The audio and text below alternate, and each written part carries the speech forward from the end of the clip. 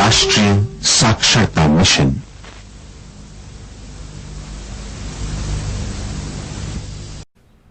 नमस्कार छात्रों, मैं आरिफ बादशाह, श्री एल सिद्धप्पा स्मारक माध्यमिक पाठशाला मुत्तुगुदूरु। तो आज मैं हमारे चैनल पर आपको फिर से स्वागत करता हूँ। हमारे चैनल का नाम है शिक्षा की राह पर हमारे कदम। कौन सा है? शिक्षा की राह पर हमारे कदम। चैनल पर आप सबका मैं स्वागत करते हुए आज मैं यहाँ पे आप लोगों को 8वीं कक्षा से संबंधित एक पाठ लेकर आया हूँ। तो उस पाठ को देखने से पहले हम कुछ वीडियो क्लिप्स यहाँ पे छोटे छोटे से जो वीडियो क्लिप्स हैं उसको हम देखकर यहाँ पे आते हैं, है ना? अरे, डाकघर नजदीक आ रहा है। क्या हम 1 मिनट के लिए अंदर जा सकते हैं? मुझे कुछ डाक टिकट खरीदने हैं। राजू, ये डाकघर है। जब लोगों को खत, तार या पार्सल भेजना होता है तो वे उसे इस डाकघर द्वारा ही भेजते हैं। लोग अपने खत ऐसी पत्रपेटी में डालते हैं जो कई सुविधाजनक जगहों पर रखी होती है। सारे खत डाकघर में इकट्ठा किए जाते हैं। फिर उन खतों को अलग अलग जगह पतों के हिसाब से बांटा जाता है। उसके बाद सभी खत निर्धारित डाकघरों में भेजे जाते हैं। आखिर वहां का डाकिया उन्हें उनके पते पर पहुंचाता है।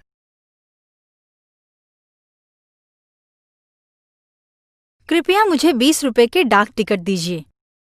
ये टिकट किस लिए माँ? जब हमें डाक द्वारा कोई खत भेजना होता है तब योग्य मूल्य के टिकट हमें इस लिफाफे पर लगाने पड़ते हैं। देखो, इस तरह से। इस प्रकार हम डाकघर को अपने खत को उचित जगह पहुंचाने के लिए पैसे देते हैं।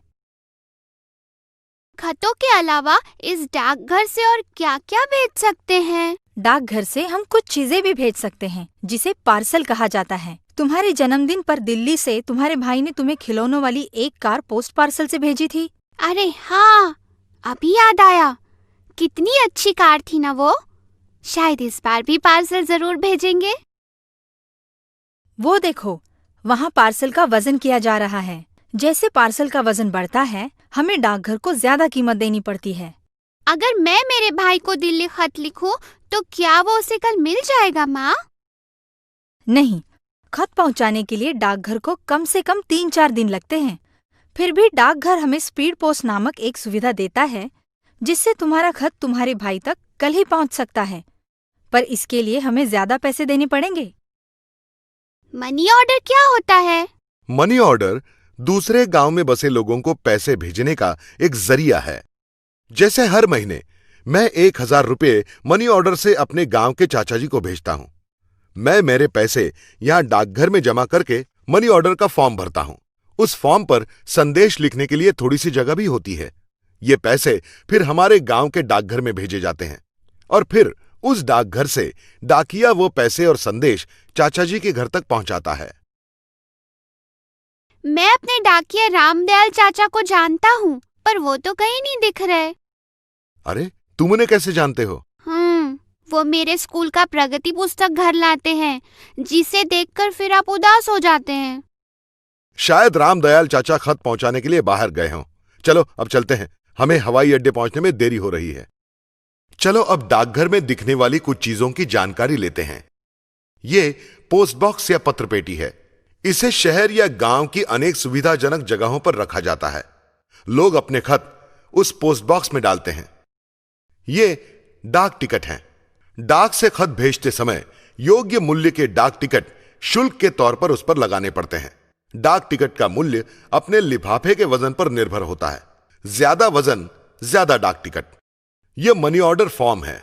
इसके जरिए हम दूसरे शहर के किसी व्यक्ति को डाक द्वारा पैसे भेज सकते हैं। हमारे पैसे उस गांव के डाकघर तक पहुंचते हैं और फिर उस डाकघर का डाकिया उन पैसों को उस व्यक्ति तक पहुंचाता है। यह पोस्ट पार्सल है। कई प्रकार की चीजें हम पोस्ट पार्सल के रूप में अपने डाकघर के द्वारा दूसरे गांव या शहर भेज सकते हैं। यह अंतर्देशीय खत है। अंतर्देशीय खत पर हम लिख सकते हैं, फिर उस पर योग्य पता लिखकर अपने नजदीकी डाकघर में डाल सकते हैं। डाकघर द्वारा यह खत पते पर लिखे व्यक्ति तक पहुंचता है। यह पोस्ट कार्ड है। किसी भी व्यक्ति को संदेश पहुंचाने का यह सबसे सस्ता और परिणामकारक साधन है। इसकी कीमत बहुत ही कम होती है। यह पोस्टल लिफाफा है। इस लिफाफे में हम किसी भी कागज पर लिखे हुए या प्रिंट किए हुए खत को डालकर योग्य मूल्य के टिकट लगाकर पोस्ट बॉक्स में डाल सकते हैं। डाकघर द्वारा यह लिफाफा योग्य पते पर पहुंचा दिया जाता है।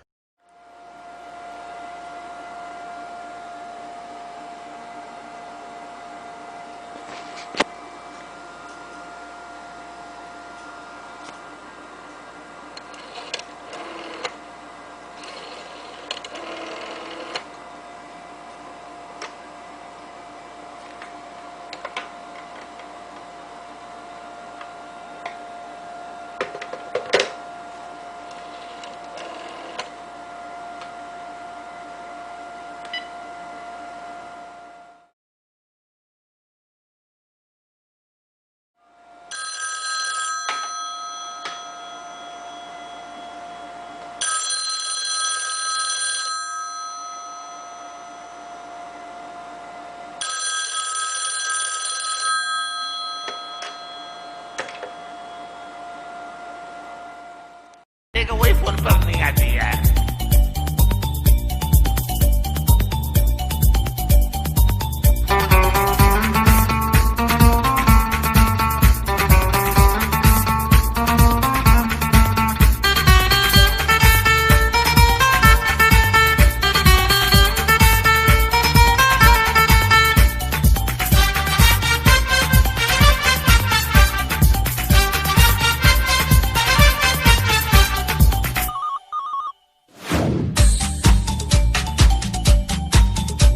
Mobile number, what is your smile number, करनी है private party, what is your private number, कहाँ से तू आती है डार्लिंग, कहाँ को तू जाती है, आके जाके ऐसे क्यों दिल को तड़पाती है, ओ दिल धड़काने वाली, मुझको तड़पाने वाली, नींदें उड़ाने वाली, कहाँ को चली, पीछे पीछे मेरे क्यों आता है ओ राजा, मैं आ रही हूँ बाबा तेरी गली।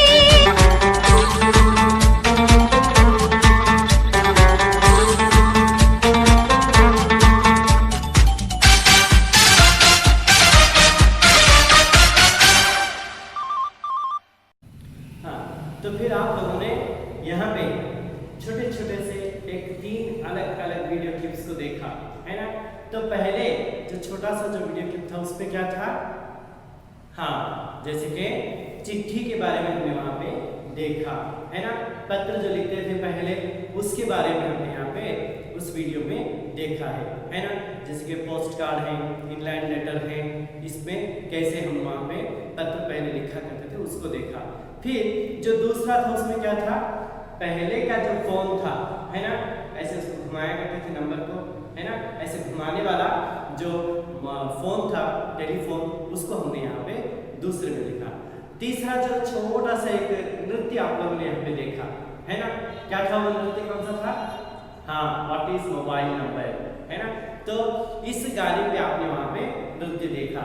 तो आज हम क्या करेंगे, जो 8वीं कक्षा से संबंधित एक पाठ है, कौन सा है वो, मोबाइल का बोलबाला। कौन सा है पाठ वो, मोबाइल का बोलबाला। पाठ का नाम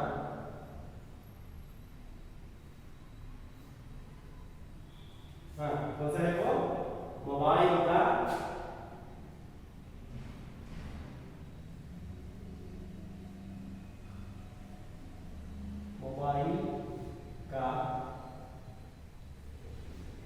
बोलबाला।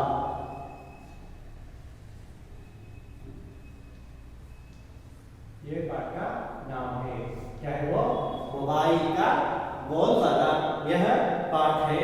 और इसकी लेखिका है सुरेखा शर्मा। कौन है वो, सुरेखा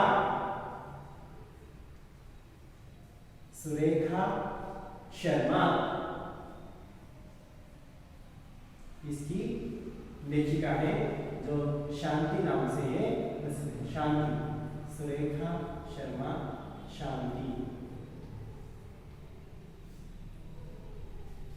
है ना, सुरेखा शर्मा शांति ये पाठ की लेखिका है। तो अब हम देखते हैं कि ये मोबाइल का बोलबाला जो पाठ है, इस पाठ की जो लेखिका है, कौन है वो? हाँ, सुरेखा शर्मा। इनका हम परिचय यहाँ पे पाएंगे। तो जैसे कि यहाँ पे पहले देखते हैं लेखिका का परिचय। किसका परिचय है ये? लेखिका का परिचय। लेखिका का परिचय हम यहाँ पे देखेंगे, है ना। तो इनका नाम क्या है? हाँ, इनका नाम क्या है? सुरेखा शर्मा।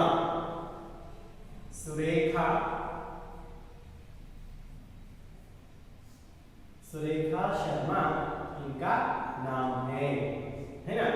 फिर इनका जन्म हुआ, इनका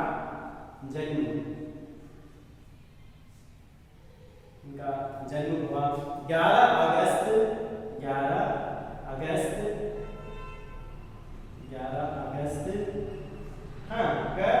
1956 में इनका जन्म हुआ। और स्थान है इनका, जो जन्म स्थान है वो देखते हैं हम। इनका जन्म स्थान है जैसे कि हरियाणा में सफीदों यानी कि जींद, सफीदों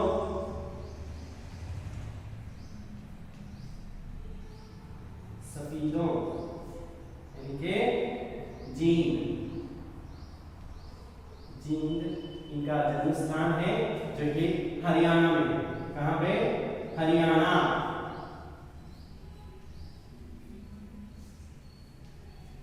में इनका जन्म हुआ। और उनकी जो शिक्षा थी, इन्होंने जो शिक्षा प्राप्त की है वो है, इन्होंने MA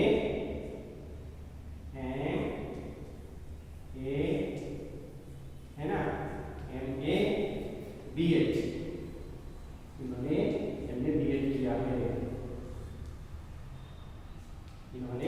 MA BEd किया है। अब हरियाणा प्रादेशिक हिंदी साहित्य सम्मेलन की, है ना, प्रयाग जो है वहाँ की संयुक्त मंत्री और अखिल भारतीय साहित्य परिषद की सदस्य भी रही हैं, जो इन्होंने सेवा की है। सेवा जो थी इनकी कहाँ पे? हाँ, पहले जो है ये क्या थी? ये संयुक्त मंत्री थी। क्या है ये? संयुक्त मंत्री। कहाँ की संयुक्त मंत्री थी ये? संयुक्त मंत्री थी ये हरियाणा प्रादेशिक हिंदी साहित्य सम्मेलन।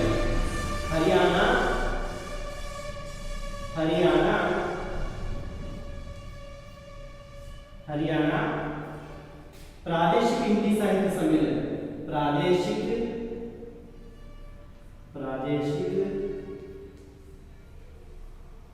हिंदी साहित्य सम्मेलन।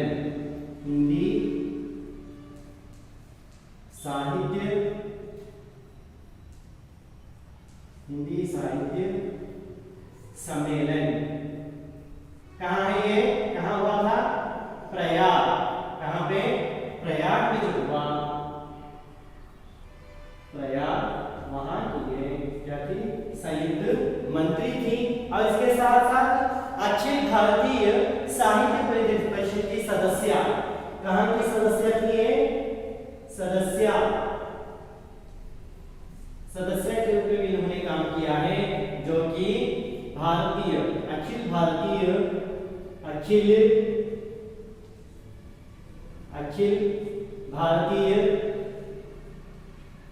भारतीय है ना साहित्य परिषद। अखिल भारतीय साहित्य परिषद। हाँ, तो यहाँ की ये सदस्य भी रही हैं। अब हम देखते हैं इनकी प्रमुख रचनाएं क्या है? इनकी प्रमुख रचनाएं कौन कौन सी हैं? इनकी प्रमुख रचनाएं जैसे कि यहाँ पे दिए गए हैं। रिश्तों का एहसास। क्या है वो? रिश्तों का एहसास।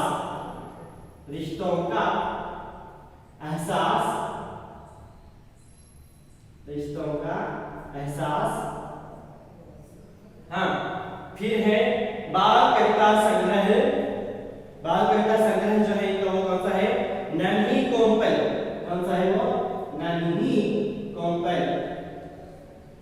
नन्ही कोमल। नन्ही कोमल है ना। फिर एकांकी, जो बाल एकांकी संग्रह भी था है। बाल एकांकी, बाल एकांकी, बाल एकांकी, बाल एकांकी संग्रह भी आदि इनकी प्रमुख रचनाएं हैं। समझ रहे ना? हाँ, ये इनकी प्रमुख रचनाएं हैं।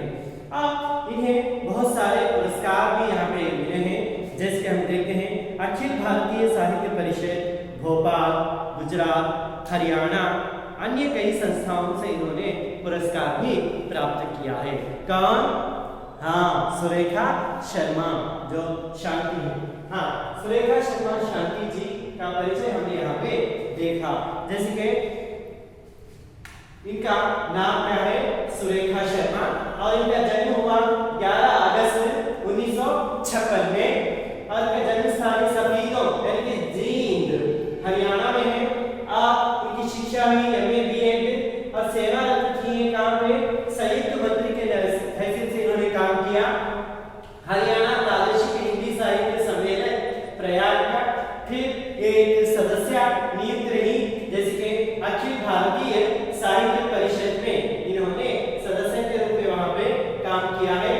और इन्हें इनकी जो प्रमुख रचनाएं जो है रिश्तों का एहसास, नन्ही कोमल जो कहानी संग्रह है, और बाल एकांकी जो संग्रह है, ये प्रमुख इनकी रचनाएं हैं। किसकी? हाँ, सुरेखा शर्मा जी की प्रमुख रचनाएं ये हैं। ಅಂದ್ರೆ ನಾವು ಈ ಮೊಬೈಲ್ ಬೋಲ್ಬಾಲ ಅಂತಕ್ಕಂತಹ ಪಾಠದ ಲೇಖಕಿ ಯಾರು ಅಂತಂದ್ರೆ ಸುರೇಖಾ ಶರ್ಮಾ ಶಾಂತಿ ಅಂತಕ್ಕಂಥದ್ದಾಗಿದ್ದಾರೆ. ಇವರು ಇವರ ಪರಿಚಯವನ್ನು ನೋಡ್ಕೋಬೇಕು ಅಂತಂದ್ರೆ ಪ್ರಮುಖವಾಗಿ ಇವರ ಹೆಸರು ಏನಪ್ಪಾ ಅಂದ್ರೆ ಸುರೇಖಾ ಶರ್ಮಾ. ಇವರ ಜನ್ಮ 11 ಆಗಸ್ಟ್ 1956ರಲ್ಲಿ ಇವರು ಜನ್ಮವನ್ನ ಪಡಿತಾ ಇದ್ದಾರೆ. ಎಲ್ಲಿ? ಸಫೀದೋ ಯಾನಿ ಜೀನ್, ಹರಿಯಾಣದ ಸಫೀದೋ ಅಥವಾ ಜೀನ್ ಅಂತಕ್ಕಂತಹ ಸ್ಥಳದಲ್ಲಿ ಇವರು ಜನ್ಮ ಆಗ್ತಾ ಇದೆ. ಮತ್ತೆ ಇವರು MA BEd ಶಿಕ್ಷಣವನ್ನ ಪೂರೈಸಿದ್ದಾರೆ. ಹಾಗೆ ಹರಿಯಾಣದ ಪ್ರಾದೇಶಿಕ ಹಿಂದಿ ಸಾಹಿತ್ಯ ಸಮ್ಮೇಳನ ಪ್ರಯಾಗದಲ್ಲಿ ಇದೆಯಲ್ಲ, ಅಲ್ಲಿ ಇವರು ಮಂತ್ರಿಯಾಗಿ, ಸಂಯುಕ್ತ ಮಂತ್ರಿಯಾಗಿ ಕೆಲಸವನ್ನ ನಿರ್ವಹಿಸಿದ್ದಾರೆ. ಹಾಗೆಯೇ ಅಖಿಲ ಭಾರತೀಯ ಸಾಹಿತ್ಯ ಪರಿಷತ್ನ ಇವರು ಸದಸ್ಯ ಕೂಡ ಆಗಿದ್ರು. ಹಾಗೆ ಇವರ ಪ್ರಮುಖ ರಚನೆಗಳಲ್ಲಿ ರಿಶ್ತೋं का एहसास, नन्ही कोमल ಮತ್ತೆ ಬಾಲ್ ಏಕಾಂಕಿ ಅಂತಕ್ಕಂತಹವು ಪ್ರಮುಖವಾಗಿರತಕ್ಕಂತಹದ್ದಾಗಿವೆ. ಇವರಿಗೆ ಹಲವು ಪುರಸ್ಕಾರಗಳು ಕೂಡ ಏನಾಗಿವೆ ಇವರಿಗೆ ನೀಡಲಾಗಿದೆ. ಅದೆಲ್ಲಿ ಅಂತಂದ್ರೆ अखिल भारतीय हाँ परिषद जो है साहित्य परिषद जो है वो अंतದಲ್ಲಿ ಇವರಿಗೆ ಭೋಪಾಲ್, ಗುಜರಾತ್ ಮತ್ತೆ ಹರಿಯಾಣದ ಪ್ರಮುಖ पुरस्कारಗಳು ಕೂಡ ಇವರಿಗೆ ಸಂದಿರ್ತಕ್ಕಂತಹದ್ದನ್ನು ನಾವು ನೋಡ್ತಾ ಇದ್ದೀವಿ. हाँ, तो फिर आप लोगों ने लेखिका जो सुरेखा शर्मा जी का परिचय आपने यहाँ पे पा लिया है ना। अब हम इस पाठ में आने वाले कुछ नए शब्दों का परिचय यहाँ पे प्राप्त करेंगे, है ना। हाँ, तो आइएगा, इसमें आने वाले कुछ शब्दों को हम यहाँ पे देखते हैं। जैसे कि शब्द जो है शब्दार्थ हम यहाँ देखेंगे।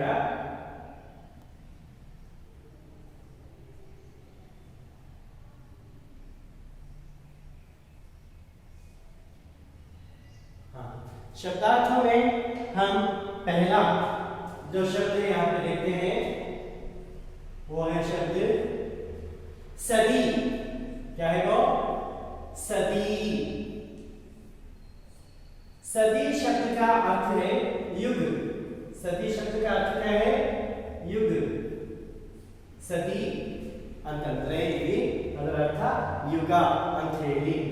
फिर दूसरा शब्द जो है वो है उदास। क्या है वो?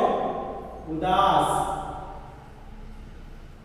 उदास शब्द का अर्थ है जैसे कि निराश, इसका अर्थ क्या है? निराश।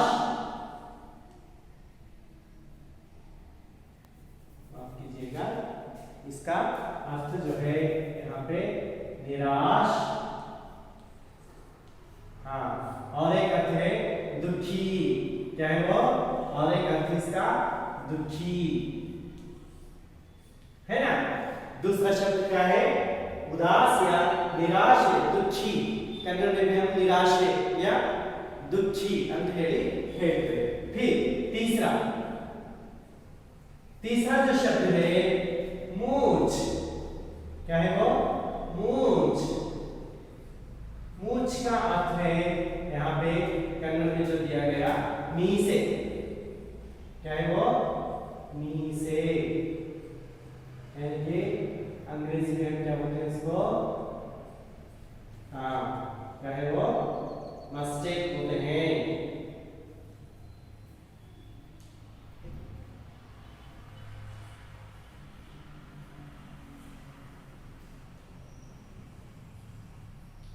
हाँ, तो ये हो गया मीसे, यानी कि मूंछ को यहाँ पे मीसे कहते हैं। फिर चौथा जो शब्द है, चौथा शब्द क्या है यहाँ पे? जैसे कि पूंछ। क्या है वो? पूंछ। पूंछ का अर्थ यहाँ पे दिया गया दुम। क्या है? दुम। कन्नड़ में हम बोलते हैं बाला। बाला, जैसे कि अंग्रेजी में हम इसको बोलते हैं टेल। क्या कहेंगे इसको हम? टेल, है ना। फिर पांचवा शब्द है, पांचवा शब्द क्या है? औकात। पांचवा शब्द क्या है? औकात। पांचवा शब्द जो है औकात, इसका अर्थ है योग्यता। क्या है? योग्यता। कन्नड़ में भी हम योग्यते बोलते हैं, है ना। कन्नड़ में भी औकात को हम योग्यते कहते हैं। क्या कहते हैं? योग्यते।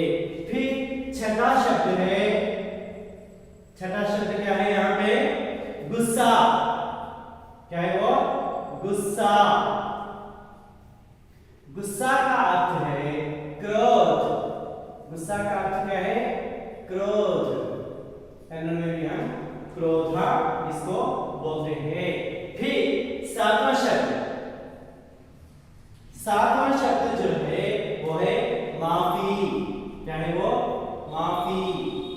माफी को हम यहाँ पे क्या बोलते हैं? क्षमा। कन्नड़ में भी हम क्षमे बोलते हैं। कन्नड़ में भी क्षमे कहते हैं। फिर आठवां शब्द, आठवां जो शब्द है छाती। क्या है वो? छाती। छाती को हम कहेंगे सीना। क्या है? सीना। जैसे कि कन्नड़ में, अंग्रेजी में दिया गया चेस्ट। क्या है वो? चेस्ट। ये देख, है ना, ये देख कहा जाता है। फिर नवा शब्द है, क्या है? नवा शब्द यहाँ पे दिया गया जुदाई। क्या है वो? जुदाई। जुदाई का अर्थ है बिछड़ना। बिछड़ना। बिछड़ना को कन्नड़ में कहते हैं बेरे यागुदु। क्या है वो? बेरे यागुदु। फिर 10वां शब्द है, 10वां शब्द है जैसे कि कसूर। क्या है वो? कसूर।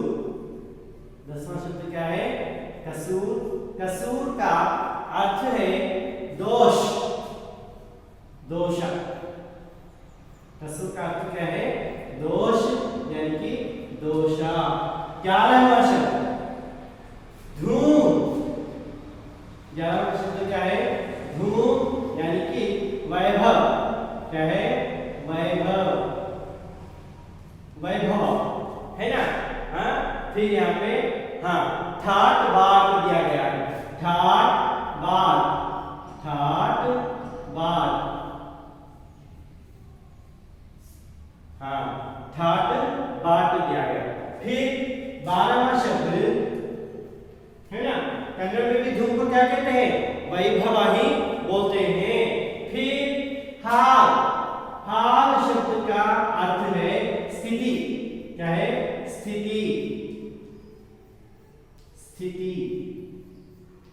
है ना, स्थिति इसको कहते हैं। फिर 13वां शब्द है, 13वां शब्द क्या दिया गया यहाँ पे? मुखड़ा। मुखड़ा, मुखड़ा का अर्थ है यहाँ पे हाँ मुख या चेहरा, चेहरा, मुख या चेहरा। मुखड़ा का अर्थ क्या है यहाँ पे? मुखड़ा या चेहरा, हाँ मुखचर्य बोलते हैं ना हम, हाँ वो है। फिर कितना 14वां शब्द है, 14वां शब्द है, उसका अर्थ यहाँ पे देखते हैं नाराज। क्या है वो? नाराज शब्द दिया गया। नाराज शब्द का अर्थ यहाँ पे बताया है आक्रोश। क्या है वो? आक्रोश। क्या है? आक्रोश, हाँ ये आक्रोश है। 14वां हो गया। 15वां शब्द दिया गया है, जैसे कि यहाँ पे दिया गया अग्रज। क्या है?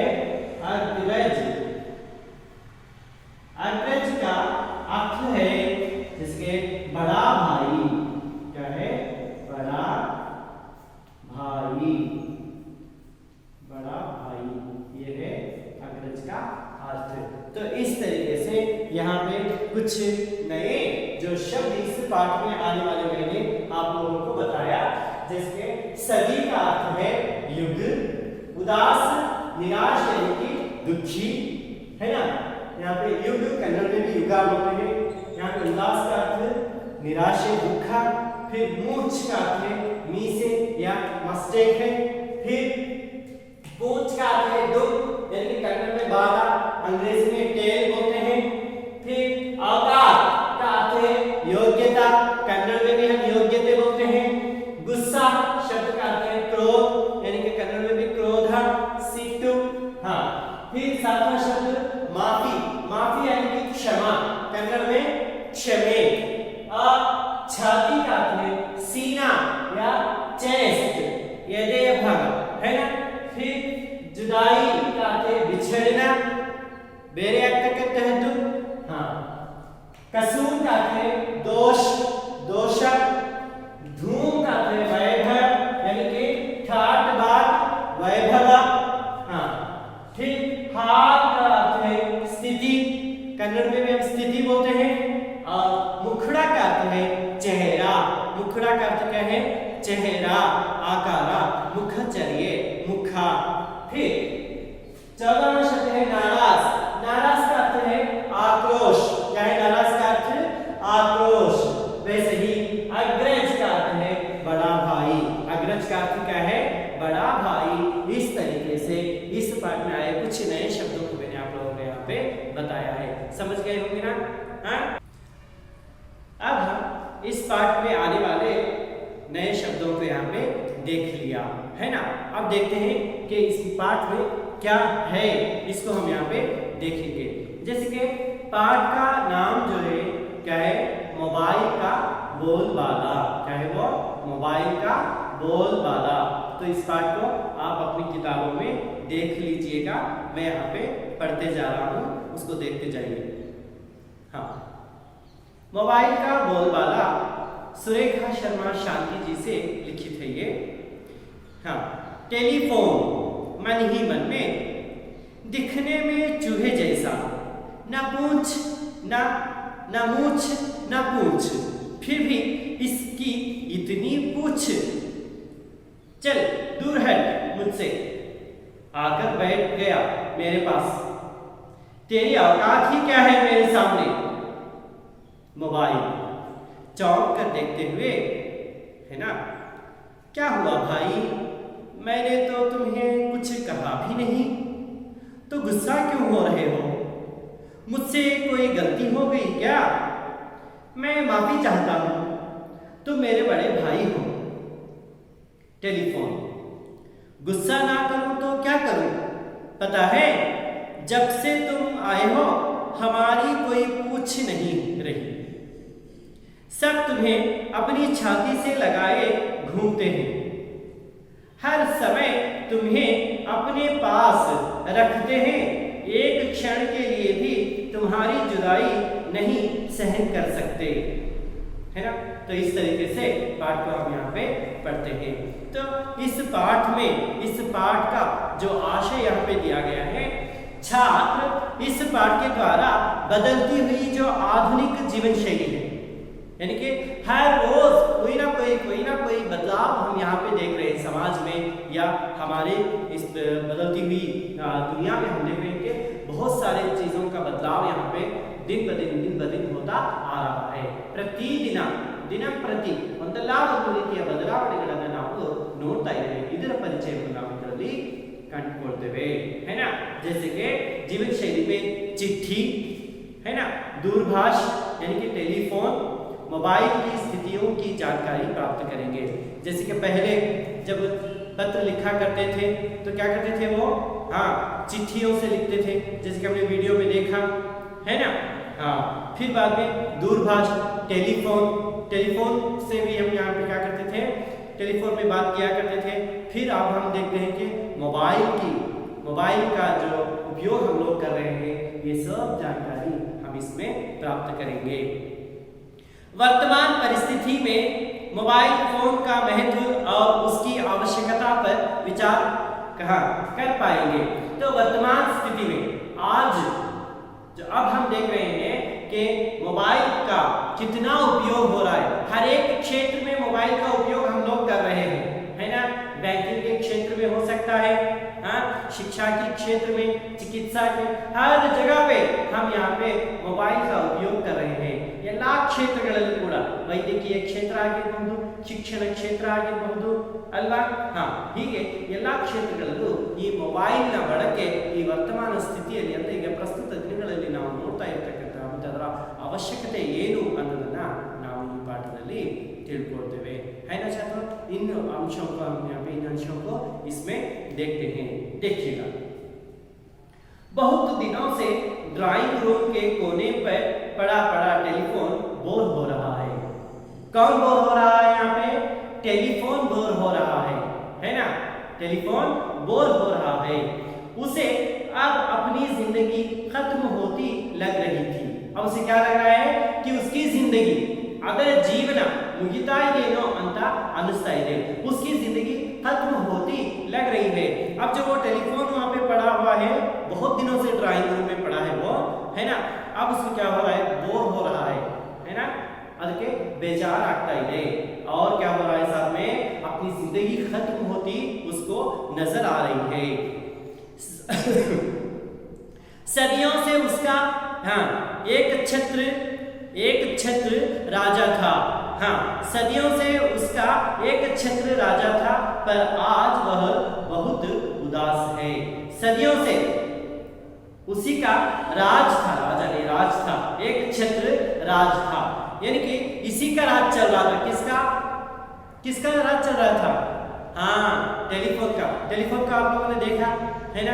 जिसके पहले जो ऐसे नंबर घुमाने वाला जो था वो मैंने आप लोगों को यहाँ पे बताया है। हाँ, तो फिर और क्या है इसमें बताते हैं। अब ये बहुत ही, अब उसका कोई उसको पूछ नहीं रहा है तो ये उदास है। ಹಾಗಾಗಿ ಇದು ಮೊದಲು ಇದ್ರದ್ದೇ ಆಧಿಪತ್ಯ ಅಂತಕ್ಕಂಥದ್ದಿತ್ತು, ಈಗ ಅದೇನಾಗಿದೆ, ಈಗ ಅದು ಕ್ಷೀಣಿಸ್ತಾ ಇದೆ, ಅದಕ್ಕೆ ಹಾಗಾಗಿ ತುಂಬ ಬೇಸರಗೊಂಡಿದೆ। अब उसे कोई नहीं पूछता, ಈಗ ಅದನ್ನ ಯಾರು ಕೇಳ್ತಾ ಇಲ್ಲ, नहीं उससे कोई फोन करता है, ಈಗ ಯಾರು ಕೂಡ ಆ ಫೋನ್ಗಳನ್ನು ಬಳಸ್ತಾ ಇಲ್ಲ। हाँ, तभी हाँ मिस्टर शर्मा ने आकर अपना मोबाइल उसी के पास रख दिया। तो यहाँ पे एक मंच पर यहाँ पे ये हो रहा है, मंच पर एक नाटक के रूप में यहाँ पे ये कर रहे हैं। तो ये क्या कहते हैं, हाँ, मिस्टर शर्मा जी जो है, अब जो वो पुराना फोन था उसी फोन के पास क्या करें, अपना मोबाइल लाकर वहाँ पे उसके पास रख दिया, मोबाइल को वहाँ पे रखा। शर्मा ಅವರು ಆ ಫೋನಿನ ಪಕ್ಕದಲ್ಲೇ ಆ ಮೊಬೈಲ್ ಅನ್ನು ಈಗ ತಂದಲ್ಲಿ ಇಡ್ತಾ ಇದ್ದಾರೆ, है ना। हाँ, तो फिर इससे संबंधित एक छोटा सा गाना, जैसे कि पुराने जमाने में कैसे मोबाइल का उपयोग किया करते थे, तो उस उसके बारे में हम यहाँ पे आप छोटा सा एक गाना देखकर आएंगे, है ना।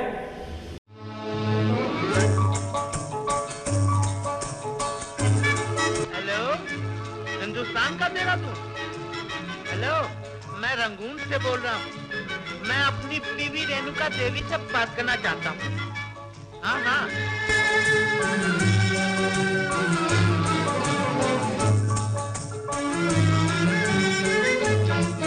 मेरे पिया, ओ मेरे पिया गए रंगून, किया है वहाँ से टेलीफोन।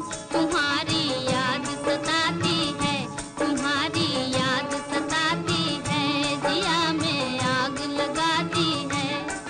मेरे पिया गए रंगून, किया है वहाँ से टेलीफोन।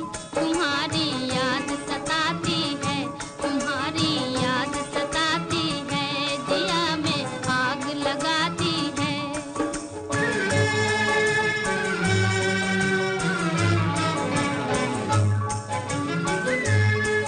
हम छोड़ के हिंदुस्तान बहुत पछताए, बहुत पछताए। हम छोड़ के हिंदुस्तान बहुत पछताए, बहुत पछताए। हुई भूल जो तुमको साथ न लेकर आए, हुई भूल जो तुमको साथ न लेकर आए। हम बर्मा की गलियों में और तुम हो देहरादून। तुम्हारी याद सताती है, तुम्हारी याद सताती है, जिया में आग लगाती है। मेरे पिया गए रंगून, किया है वहाँ से टेलीफोन। तुम्हारी याद सताती है, तुम्हारी याद सताती है, जिया में आग लगाती है।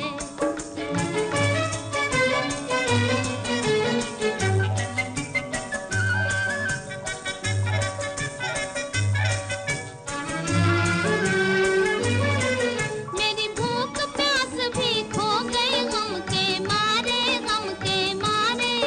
मेरी भूख प्यास भी खो गई गम के मारे, गम के मारे। मैं अधमोई सी हो गई गम के मारे, मैं अधमोई सी हो गई गम के मारे। तुम बिन साजन जनवरी फरवरी बन गए मई और जून। तुम्हारी याद सताती है, तुम्हारी याद सताती है, जिया में आग लगाती है। मेरे पिया गए रंगून, किया है वहाँ से टेलीफोन। तुम्हारी याद सताती है, तुम्हारी याद सताती है, जिया में आग लगाती है।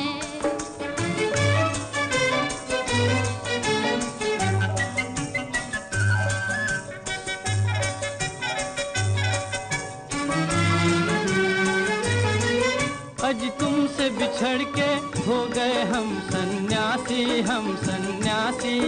अज तुमसे बिछड़ के, तुमसे बिछड़ के हो गए हम सन्यासी, हम सन्यासी।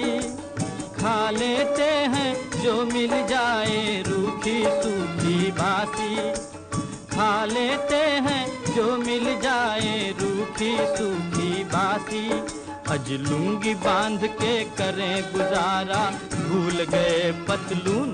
तुम्हारी याद सताती है, तुम्हारी याद सताती है, जिया में आग लगाती है। मेरे पिया गए रंगून, किया है वहाँ से टेलीफोन। तुम्हारी याद सताती है, तुम्हारी याद सताती है, जिया में आग लगाती है। मेरे पिया गए रंगून, किया है वहाँ से टेलीफोन। तुम्हारी याद सताती है, जिया में आग लगाती है। सुना ना गाना, कैसा था? हाँ, तो पहले इस तरीके से एक स्टेज पे गाना वहाँ पे किए हैं। तो विदेश में जब रहते थे उन लोगों को भी टेलीफोन के जरिए, है ना, यहाँ पे क्या करते थे, बातें किया करते थे। तो उसको दर्शाने वाला एक छोटा सा वीडियो आप लोगों ने यहाँ पे देखा। तो देखिएगा, टेलीफोन और मोबाइल के बीच में जो वार्तालाप हो रहा है उसको हम यहाँ पे देखते हैं पहले। हाँ, अब देखिएगा, मन ही मन में कौन? टेलीफोन बोल रहा है। क्या बोलता है? दिखने में चूहे जैसा। कैसा है दिखने में? चूहे जैसा। चूहा मीन्स इली है ना? हाँ, ನೋಡೋದಕ್ಕೆ ನೀನು इली तरह ಇದೆಯಾ? ना मूछ ना पूछ, मूछ भी नहीं है और पूछ भी नहीं है। मूछ का अर्थ क्या है? हाँ, मीसे, और पूछ का अर्थ क्या है? बाला। दोनों नहीं है, फिर भी इसकी इतनी पूछ। आपको ಕೂಡ ಇದನ್ನ ಇಷ್ಟೊಂದು ಜನ ಏನು ಮಾಡ್ತಾರೆ ಕೇಳ್ತಾರಲ್ಲ, ಇಷ್ಟೊಂದು ಡಿಮ್ಯಾಂಡ್ ಇದೆ ಇದ್ರದ್ದು। हाँ, इसको कितनी इसकी पूछ है। चल दूर हट मुझसे, सही नन्निंದ दूर ಹೋಗು। हाँ, आकर बैठ गया मेरे पास, ಬಂದು ನನ್ನ ಪಕ್ಕದಲ್ಲಿ ಕುಳಿತುಕೊಂಡ್ಬಿಟ್ಟಿದ್ಯಾ, सही आ कड़े।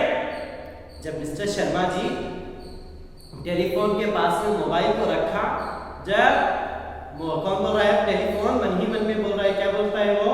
हाँ, देखने में चूहे जैसा है और ना पूछ ना मूछ ना पूछ, मूछ भी नहीं है पूछ भी नहीं है, फिर भी इसकी इतनी पूछ हो रही है। चल दूर है मुझसे तुम दूर हो जाओ। और क्या है? बैठ गया मेरे पास आके बैठ गया। हाँ, और औकात ही क्या है मेरे सामने? हाँ, तुम्हारी औकात ही क्या है मेरे सामने? ನನ್ನ ಮುಂದೆ ನಿನಗೆ ಏನು ಯೋಗ್ಯತೆ ಇದೆ ನನ್ನ ಪಕ್ಕ ಬಂದು ಕುಳಿತುಕೊಳ್ಳಿಕ್ಕೆ? ऐसे टेलीफोन क्या कर रहा है? मोबाइल को बोल रहा है। मोबाइल देखिएगा, चौंक कर देखते हुए, हाँ ऐसे जब ये बात कर रहा है तो वो चौंक कर देख रहा है। हाँ, मोबाइल चौंक कर देखते हुए आश्चर्यचकितರಾಗಿ ನೋಡ್ತಾ ಇರ್ತಾ, हाँ क्या हुआ भाई? ಏನಾಯ್ತು ಸಹೋದರ? मैंने तो तुम्हें कुछ कहा भी नहीं, ना निनगेनु ಹೇಳಿಲ್ವಲ್ಲ। मैंने तो तुम्हें कुछ कहा भी नहीं, मैंने तुम्हें कुछ भी नहीं कहा, तो गुस्सा क्यों हो रहे हो? ಯಾಕೆ ಕೋಪ ಮಾಡ್ಕೊಳ್ತಾ ಇದೀಯಾ? हाँ, तो गुस्सा क्यों हो रहे हो? मुझसे कोई गलती हो गई क्या? नन्निंದ ಏನಾದರೂ ತಪ್ಪಾಯ್ತಾ? मुझसे कोई गलती हो गई है क्या? ऐसे मोबाइल इसको टेलीफोन से पूछता है। और देखिएगा, मैं माफी चाहता हूँ भैया, ನನ್ನಿಂದ ಏನಾದರೂ ತೊಂದರೆ ಆಗಿದೆಯಾ? ಹಾಗಾದ್ರೆ ನಾನು ಕ್ಷಮೆ ನನ್ನಲ್ಲಿ ಕೇಳ್ಕೊಳ್ತೇನೆ। हाँ, ನಾನು ನಿನ್ನಲ್ಲಿ ಕ್ಷಮೆಯನ್ನು ಯಾಚಿಸ್ತೇನೆ। मैं तुमसे माफी मांगता हूँ। हाँ, तुम मेरे बड़े भाई हो, ನೀನು ನನ್ನ ದೊಡ್ಡ ಸಹೋದರ ಅಲ್ವಾ? ಹಿರಿಯ ಸಹೋದರ ಅಲ್ವಾ? हाँ, ನೀನು ನನ್ನ ಹಿರಿಯ ಸಹೋದರ, ನನ್ನಿಂದ ಏನಾದರೂ ತಪ್ಪಾಗಿದ್ರೆ ಕ್ಷಮಿಸು। हाँ, तुम मेरे बड़े भाई हो, मुझ पर गुस्सा क्यों होते हो? क्या मुझसे कोई गलती हो गई है? कोई गलती हुई है तो मैं तुमसे माफी मांगता हूँ, तुम मेरे बड़े भाई हो। इस तरीके से क्या करता है? मोबाइल टेलीफोन से बोलता है। अब देखिएगा, टेलीफोन बोलता है, गुस्सा ना करो तो क्या करो? ಏನೋ ಕೋಪ ಮಾಡದೆ ಮತ್ತೆ ಮಾಡಬೇಕು ನಿಮ್ಮ ಮೇಲೆ। पता है जब से तुम आए हो हमारी कोई पूछ नहीं रही, ಗೊತ್ತಾ ನಿನಗೆ? ಯಾವಾಗಿಂದ ನೀನು ಬಂದಿದೆಯೋ ಅವತ್ತಿಂದ ನಮ್ಮನ್ನು ಕೇಳೋರಿಲ್ಲ। हाँ, जब से तुम यहाँ पे आए हो हमारी कोई पूछ ही नहीं रही, हमें कोई पूछता भी नहीं है। हाँ, सब तुम्हें अपनी छाती से लगाए घूमते हैं, सब ಎಲ್ಲರೂ। हाँ, क्या करते हैं? तुम्हें अपनी छाती से, हाँ ಅಂದ್ರೆ ಜೇಬಿನಲ್ಲಿ ಮೇಲಿನ ಪಾಕೆಟ್ ಅಲ್ಲಿ ಇಟ್ಕೊಂಡು ಅಡ್ಡಾಡ್ತಾ ಇದ್ರೆ ಯಾವಾಗಲೂ ನಿನ್ನನ್ನ ಹೃದಯಕ್ಕೆ ಅಥವಾ ಎದೆಗೆ ಹೀಗೆ ತಬ್ಬಿಕೊಂಡು ನಿನ್ನನ್ನ ಓಡಾಡ್ತಾ ಇರ್ತಾರೆ। सभी आप तुम्हें क्या करते हैं? छाती से लगाकर घुमा करते हैं, हर समय तुम्हें अपने पास रखते हैं, हर समय ಯಾವಾಗಲೂ ನಿನ್ನನ್ನ ಅವರ ಹತ್ರನೇ ಇಟ್ಕೊಂಡಿರ್ತಾರೆ, ನಿನ್ನನ್ನು ಬಿಟ್ಟಿರೋದೇ ಇಲ್ಲ।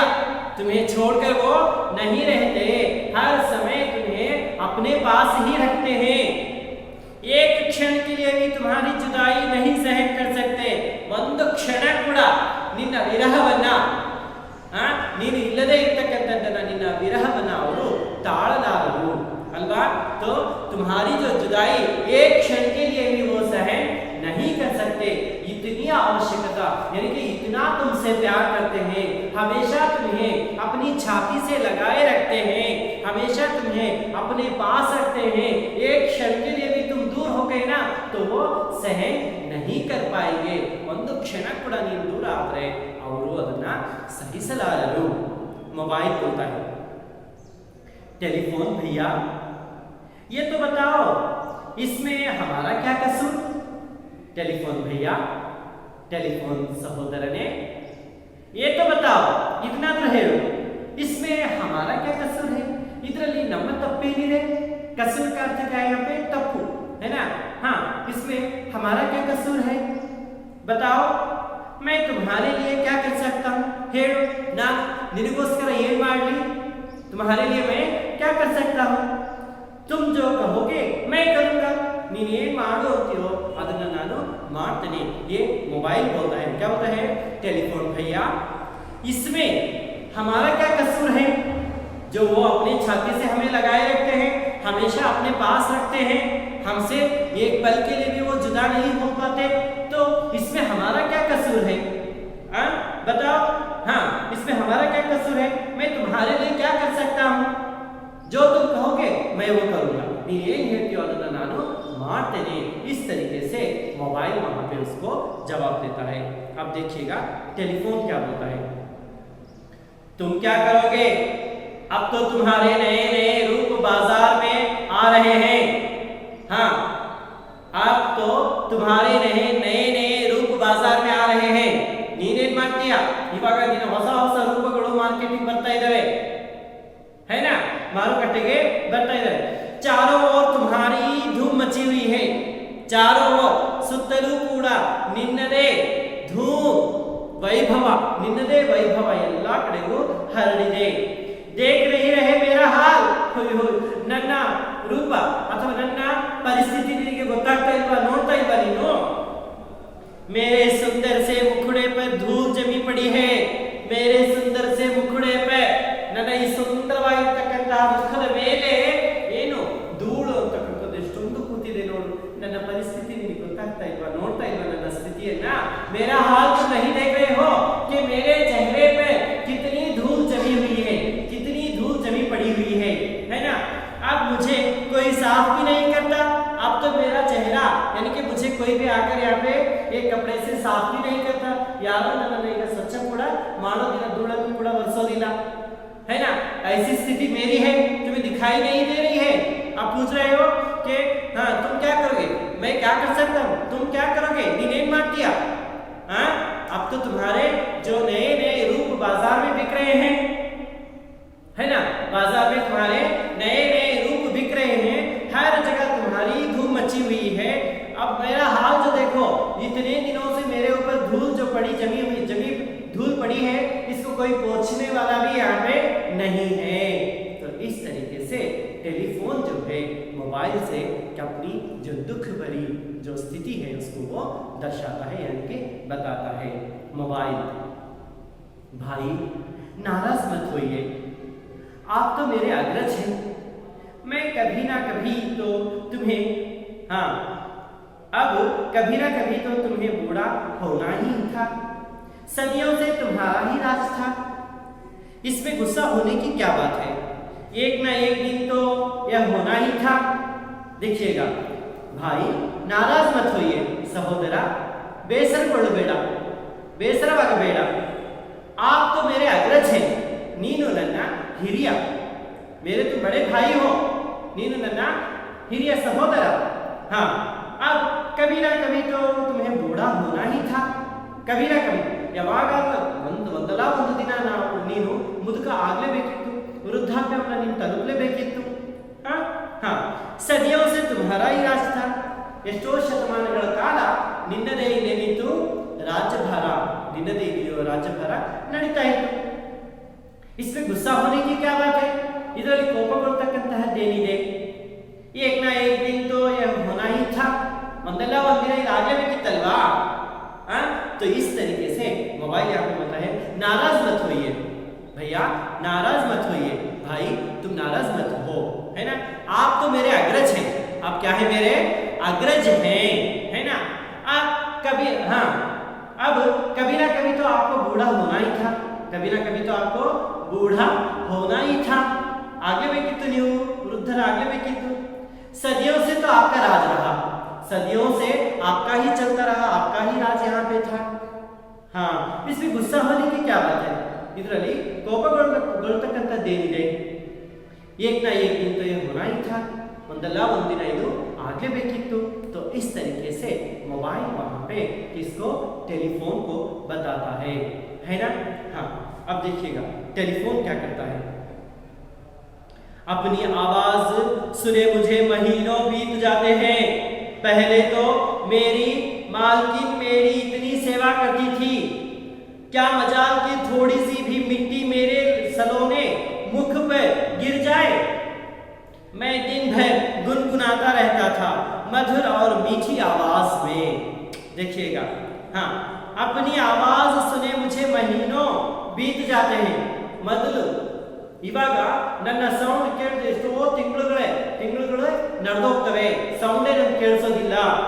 ಹಾ, ಪಹಲೆ ತೋ ಮೇರಿ ಮಾಲ್ಕಿನ್, ಪಹಲೆ ಹಿಂದೆ ಮೊದಲು ನನ್ನ ಮಾಲ್ಕಿನ್, ನನ್ನ ಹಾ ಯಾರು ಮಾಲ್ಕಿನ್ का मालिक की जो बीवी है ना, ಒಡೆಯ ಒಡತಿ, ಒಡೆಯನ ಹೆಂಡತಿ, ಅರ್ಥ ಆಗ್ತಾ ಇದೆಯಲ್ವಾ? ಮಾಲೀಕನ ಹೆಂಡತಿ ಏನ್ ಮಾಡ್ತಾ, ಮೇರಿ ಇತನಿ ಸೇವಾ करती थी, ನನ್ನ ಎಷ್ಟೊಂದು ಸೇವೆ ಮಾಡ್ತಾ ಇದ್ರು ಗೊತ್ತಾ?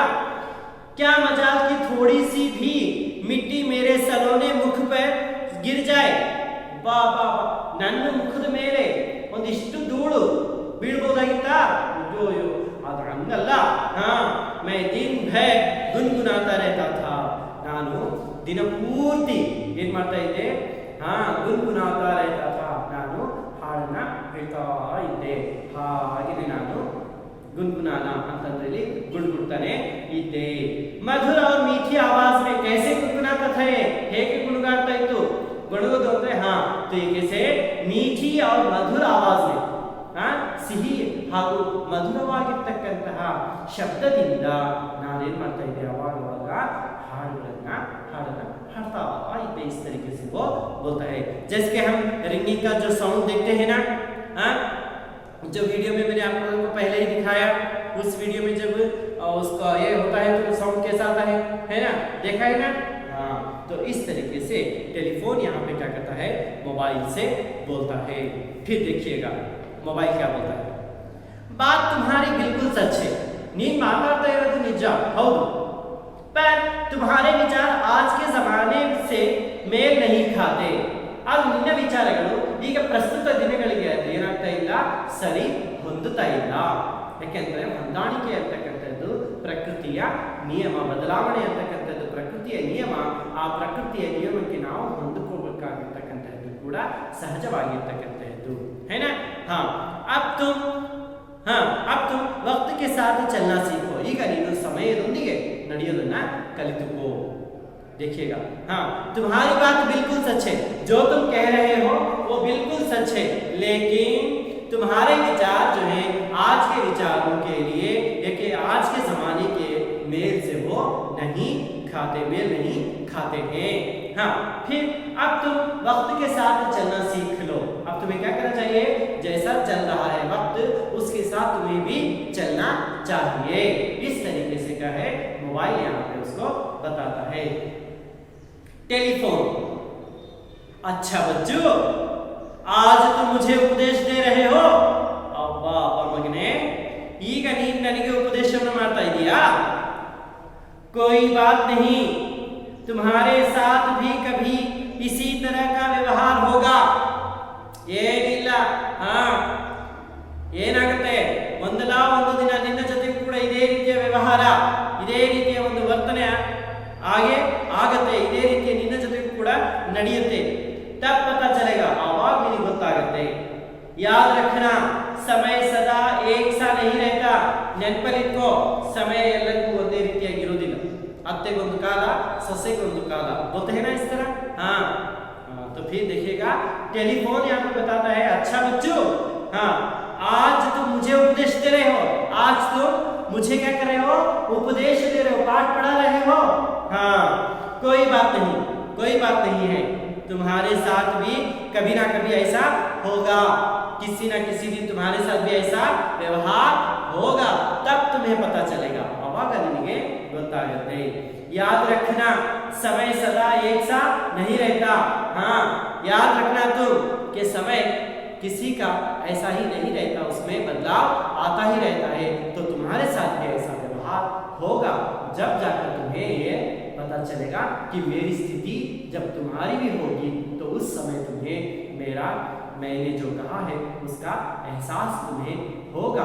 इस तरीके से यहाँ पे टेलीफोन क्या करता है, मोबाइल को बताता है। समझ गए ना छात्रों? हाँ, तो फिर जो इसका अगला जो भाग है हम अगली अवधि में यहाँ पे देखेंगे। समझ गए ना? जो इतना मैंने बताया इष्टन निगलित का अर्थ है दिया हुआ। फिर अब हम इस पाठ में आए कुछ व्याकरण अंशों को यहाँ पे देखेंगे। जैसे कि यहाँ पे पहला है जो शुद्ध शब्द, यहाँ पर गोला लगाया है। शुद्ध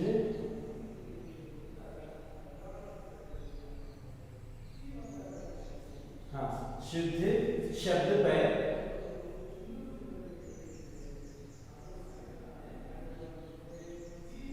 गोला लगाना है। क्या करना है? यहाँ पे गोला लगाना है ना? हाँ, तो फिर यहाँ पे जैसे कि हम देखते हैं कि पहला जो शब्द जो यहाँ पे दिए गए हैं, मैं देखते जाता हूँ यहाँ पे।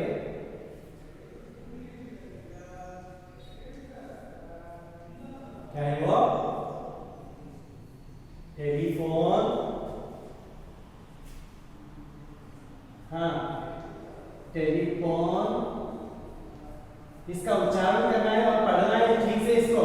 टेलीफोन और इसकी वर्तनी देखनी है कि सही है या गलत। अब टेलीफोन, क्या है वो? टेलीफोन, टेलीफोन है ना? इस तरीके से ये यहाँ पे दिया गया। और इसमें जो सही वर्तनी वाला है वो कौन सा है? ये है। तो इसके ऊपर हम क्या करेंगे? इस तरह गोला यहाँ पे लगाएंगे तो ये सही है। समझ गए ना? ಇದರ ನೋಡಬೇಕು ನಾವು ಉಳಿತಾಕ್ಷರ ಯಾವುದರಲ್ಲಿ ಸರಿ ಇದೆ ಅದನ್ನ ಶುದ್ಧವಾಗಿ ಇರತಕ್ಕಂಥದ್ದು ಸರಿಯಾದಂತಹ ಒಂದು ಸ್ಪೆಲ್ಲಿಂಗ್ ಏನಿದೆ ಅದನ್ನ ನಾವು ಏನು ಮಾಡಬೇಕು? ವೃತ್ತವನ್ನ ಎಳೆಯಬೇಕು। फिर दूसरा जो शब्द है यहाँ पे जो दिया गया गुस्सा, क्या है वो? गुस्सा एक शब्द है। और यहाँ पे दिया गया गुस्सा, क्या है वो? गुस्सा। हाँ, और एक है गुस्सा, क्या है? गुस्सा। इस तरीके से दिया गया। तो इन तीनों में कौन सा सही है? हाँ, बताइए। बिल्कुल सही। कौन सा? ये जो दूसरा वाला जो है वो यहाँ पे सही है।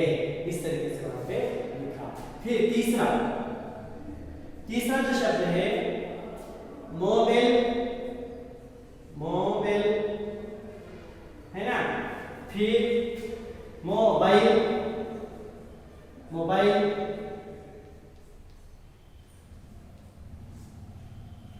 हाँ, फिर है मोबाइल, क्या है वो? मोबाइल। तो इस तरीके से यहाँ पे शब्द दिए गए हैं, तो हमें देखना है कि कौन सा इसमें सही है। मोबाइल, मोबाइल और मोबाइल कौन सा सही है? हाँ, बिल्कुल सही। कौन सा है? मोबाइल, ये सही है। तो इसे हम क्या कहते हैं? इसे गोला लगा दिया। फिर चौथा शब्द जो है यहाँ पे क्या है वो? हाँ, उपदेश, उपदेश है। फिर उपादेश, क्या है? उपादेश। फिर है उपदेश, क्या है वो? उपदेश। तो इन तीनों में कौन सा सही है? हाँ, कौन सा? तीसरा वाला जो उपदेश जो शब्द है ये सही है। इस तरीके से ಈ ರೀತಿಯಾಗಿ ನಾವು ಯಾವುದು ಕಾಗುಣಿತ ಸರಿಯಾಗಿ ನೋಡಿ ನಾವು ಅದನ್ನ ಏನು ಮಾಡಬೇಕಿದೆ? ವೃತ್ತವನ್ನ ಎಳಿಬೇಕು। तो अब हम यहाँ पे देखते हैं कि मैं आप लोगों को एक गृह कार्य के रूप में कुछ काम यहाँ पे देता हूँ। तो आपको क्या करना है? गृह कार्य, गृह कार्य के रूप में आप कुछ काम करके आएंगे। जैसे कि हाँ, तो पहले आप क्या करेंगे? टेलीफोन की बातें सुनकर मोबाइल ने क्या कहा? किसकी बातें सुनकर? टेलीफोन की बातें सुनकर, टेलीफोन है ना, टेलीफोन की बातें सुनकर, टेलीफोन की बातें सुनकर, टेलीफोन की बातें सुनकर कब, हाँ, मोबाइल ने क्या कहा, मोबाइल ने क्या कहा, मोबाइल ने क्या कहा। ये आपका प्रश्न है। इस प्रश्न का उत्तर आप क्या करेंगे, लिखकर लाएंगे, है ना। हाँ, ये प्रश्न नಮಗೆ ಕೊಟ್ಟಿದ್ದೀನಿ, ಇದನ್ನು ನೀವು ಬರೆದುಕೊಂಡು ಬರಬೇಕು। तो फिर हमारे चैनल का नाम है शिक्षा की राह पर। हमारे चैनल इसको लाइक कीजिए, सब्सक्राइब कीजिए और शेयर कीजिएगा। और ये मोबाइल का बहुत बड़ा जो पाठ है, इसका अगला भाग हम अगली अवधि में हम इसको सुनेंगे, है ना। धन्यवाद।